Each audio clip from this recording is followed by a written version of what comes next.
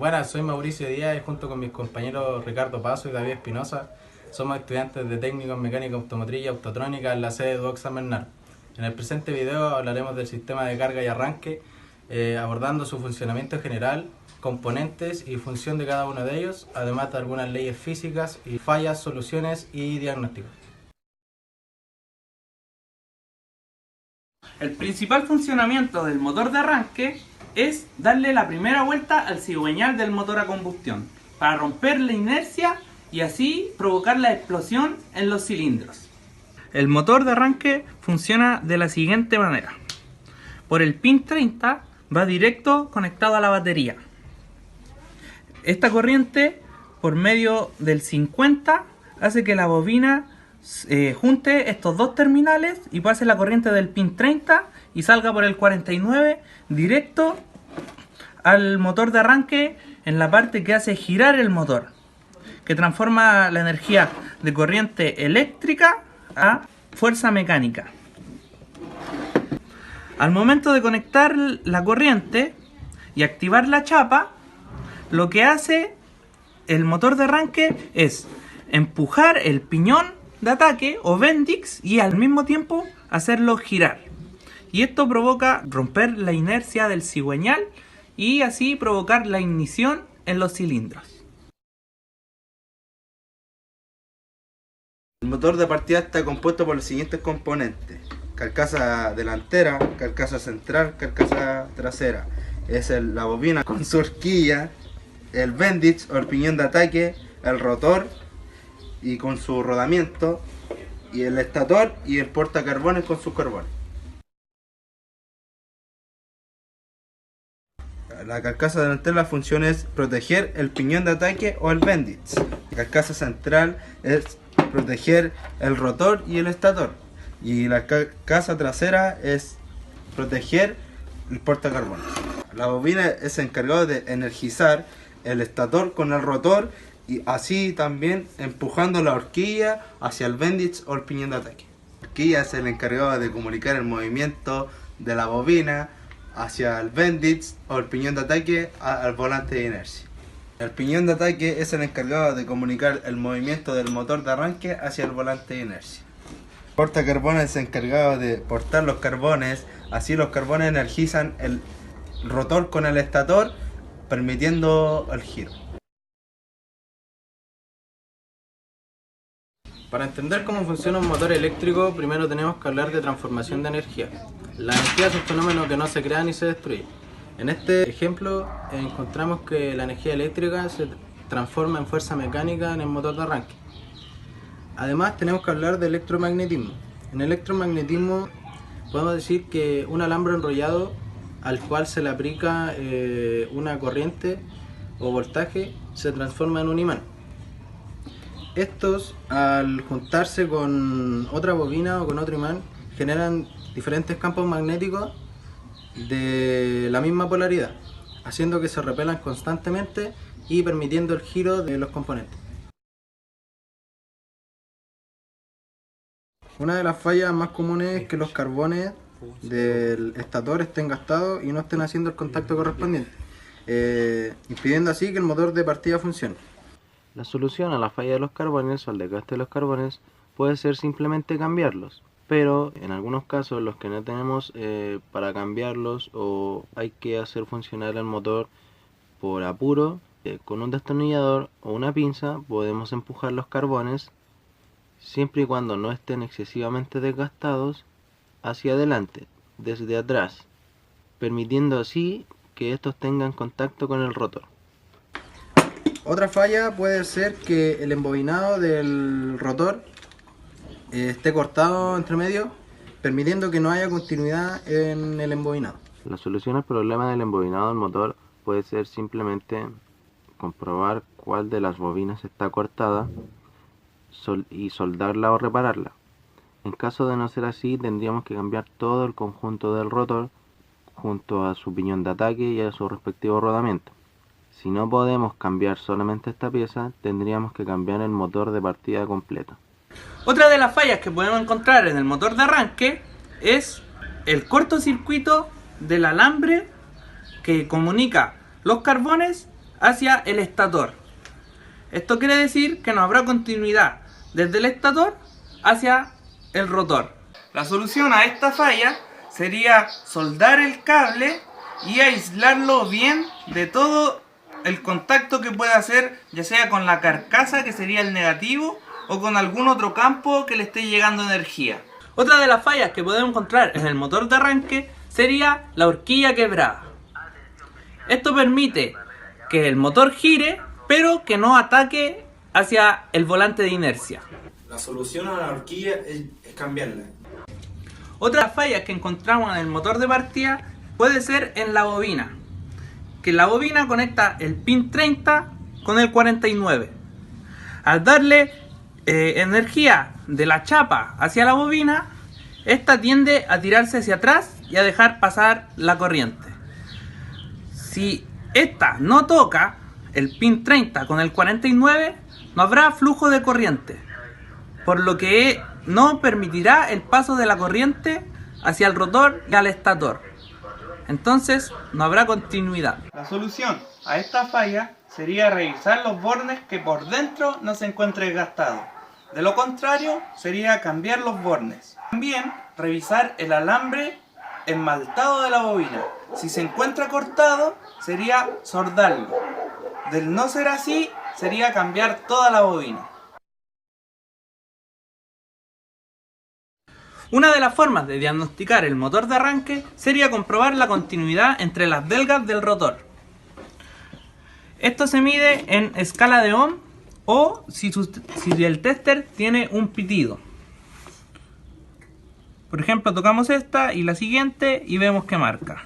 Esta con la siguiente y vemos que marca. Esta con la siguiente y también marca. Así sucesivamente con todas las belgas. Si esto ocurre, hay continuidad en las bobinas del rotor. Del caso de lo contrario, sería que el alambre o alguna de las bobinas estuviera cortada y no provoque la continuidad. También podemos comprobar el contacto entre la entrada 30 y 49. Esto tiene que tener continuidad al desplazar el eje hacia atrás. Y en este caso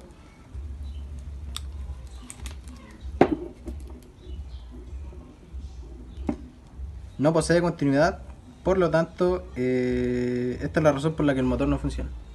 Otra forma de diagnosticar un motor de partida que no funciona es la bobina.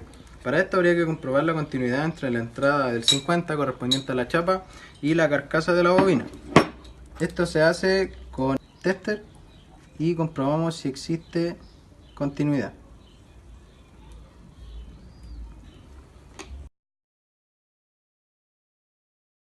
El alternador de un vehículo está diseñado para generar corriente eléctrica, gracias a un mecanismo de arrastre que está conectado al motor de combustión. Dicho de otro modo, el alternador produce esa corriente gracias al motor de combustión. Generalmente va conectado con una correa, capaz de transformar energía mecánica en energía eléctrica, generando corriente alterna mediante una inducción electromagnética, la cual se destina para cargar y mantener la carga de la batería. Del mismo modo, alimentar los elementos eléctricos que lo requieran, como la iluminación, la climatización, etc. Cuando ponemos en contacto el vehículo, la bobina del alternador es alimentada con corriente. Y cuando ésta comienza a girar, al arrancar el motor, empieza a generar energía. Una vez arrancado el motor, el regulador se autoalimenta con la energía que produce el alternador. Cuando esto ocurre, la luz del cuadro de instrumentos se apaga.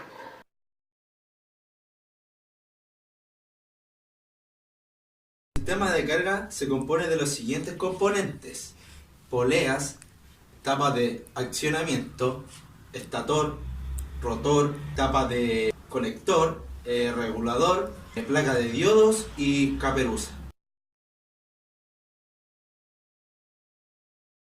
La función principal de las poleas es desacoplar el alternador de las irregularidades del cigüeñal al motor de combustión interna.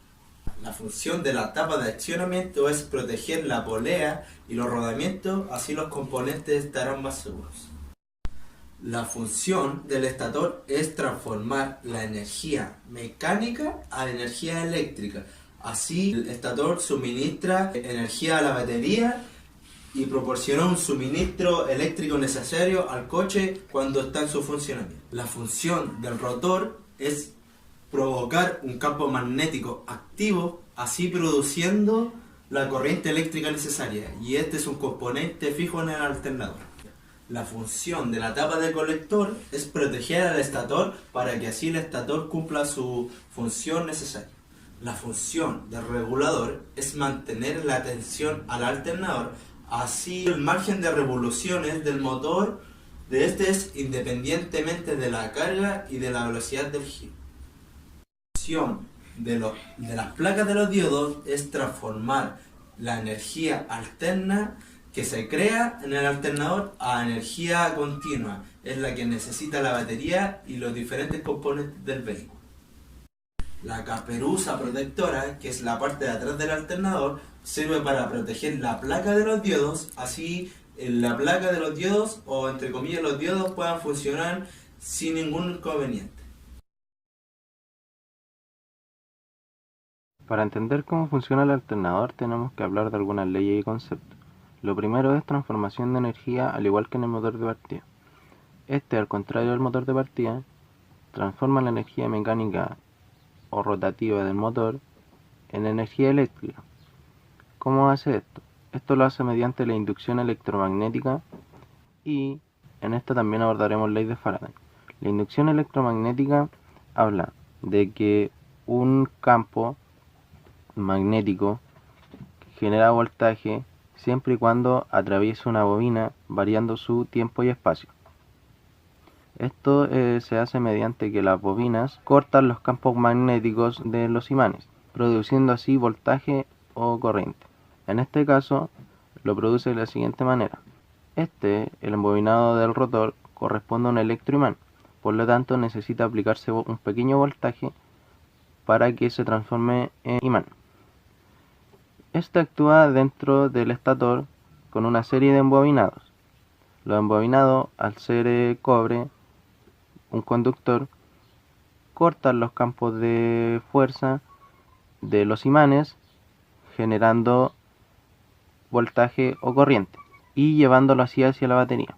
Además tenemos que hablar de un poquito de la ley de Faraday, que explica que la cantidad de voltaje inducido en la bobina corresponde a la cantidad de veces que los campos magnéticos del imán varíen en el tiempo. Esto quiere decir que mientras más movimiento rotatorio reciba el alternador desde el motor, o mientras más rápido gire el motor, mayor será la corriente que genera el alternador, debido a que mayor será el giro del rotor, y el embobinado cortará mucho más campo magnético del rotor. Algunas de las fallas del alternador puede ser que la tensión que envía a la batería o el voltaje no sea constante. Esto puede deberse al regulador de tensión, que se encuentra en mal estado, y sus escobillas. Esto se comprueba mediante un tester en la batería con el motor funcionando. Debería marcar un voltaje constante. Si no lo marca, quiere decir que este aparato está en mal estado, por lo cual hay que cambiarlo con su respectiva escobilla. También puede ser que la polea del alternador, que se encuentra en este otro extremo, esté suelta. Generaría un juego en la correa y además en el movimiento del alternador, impidiendo así un movimiento constante para generar energía. La segunda falla es el cableado o un fusible. Dice que en algunos casos, junto al cableado de los alternadores, tiene un fusible que los protege. En el caso de que se corte, esto impediría el funcionamiento del mismo. La solución es revisar el cableado o fusible para reemplazar en el caso de fallas. Correa auxiliar cortada. Dice que esto impediría transmitir el giro del motor al alternador, así impidiendo su funcionamiento. La solución es simplemente colocar una correa auxiliar nueva. La falla es el batería en mal estado. Algunas veces lo que creemos nosotros que es el alternador, pero simplemente a veces hay que comprobar que el alternador produzca corriente, y si produce corriente es porque es la batería.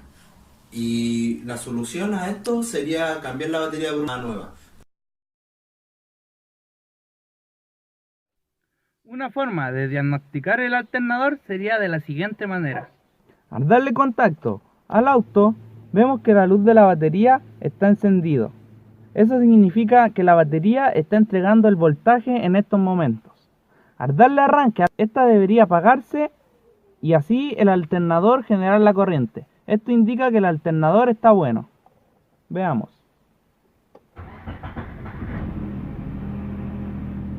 Ahí se apagó la luz de la batería. Esto indica que el alternador está generando corriente.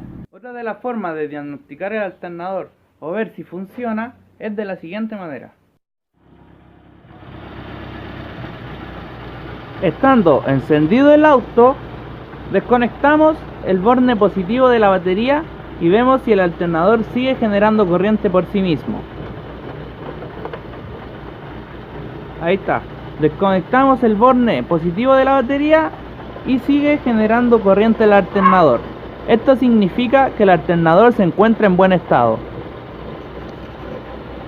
Otra forma de diagnosticar el alternador sería medir la batería en la escala de voltaje continuo para ver si es que le llega carga del alternador.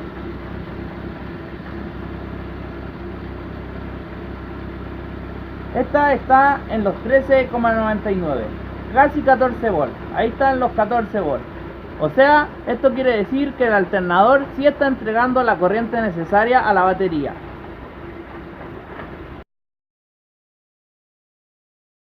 En conclusión al presente video tutorial, pudimos comprender el funcionamiento del sistema de carga y arranque, además de sus componentes y la función que cumple cada uno de ellos dentro del sistema. Logramos saber también cómo funciona un motor eléctrico, cómo se transforma la energía en su interior para su correspondiente funcionamiento, y además de fallas y soluciones con sus respectivos diagnósticos. Para concluir, como consejo, antes de desarmar cualquier cosa, siempre busquen la opción más obvia o más fácil. Revisen siempre el cableado, revisen que la batería esté bien conectada, revisen que el circuito en sí esté en buen estado antes de ponerse a desarmar cualquier motor de partida, cualquier alternador, lo cual puede ahorrarle mucho tiempo. Bueno, esa sería nuestra conclusión como grupo. Muchas gracias.